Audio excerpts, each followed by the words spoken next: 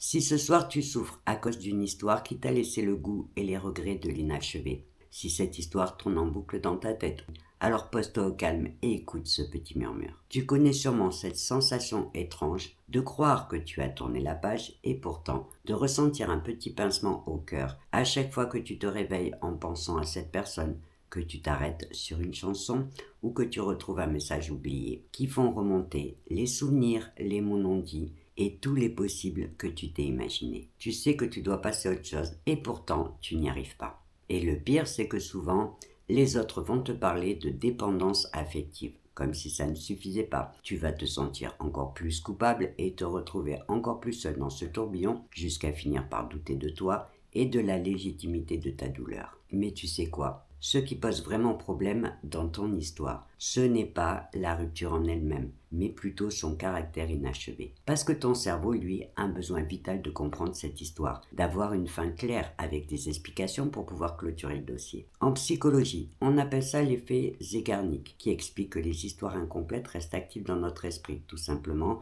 parce que, comme je viens de te le dire, ton cerveau a besoin de comprendre. Autrement dit, ton esprit n'est peut-être pas bloqué parce que tu es trop attaché à cette personne, mais parce qu'il pense à tout le potentiel non exploré de ce chapitre interrompu. Alors, poser des mots sur le problème ne va malheureusement pas tout résoudre. Par contre, ça va te permettre de sortir tes pensées de tes rumeurs intérieures et aider ton cerveau à remettre de l'ordre.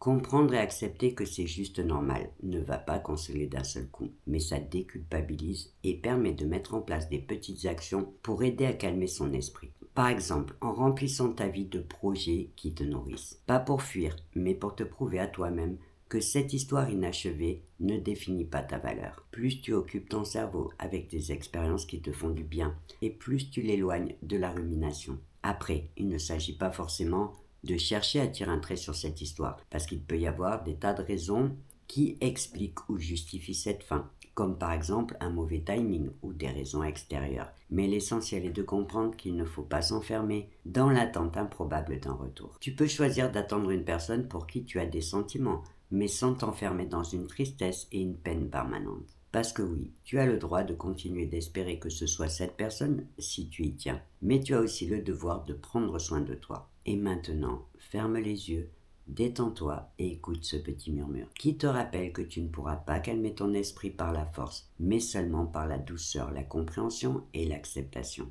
La clé n'est pas d'oublier cette histoire, mais de laisser le temps et la vie t'aider à la transformer pour glisser tout en douceur vers ton histoire à toi. Et sur ce, belle nuit à toi.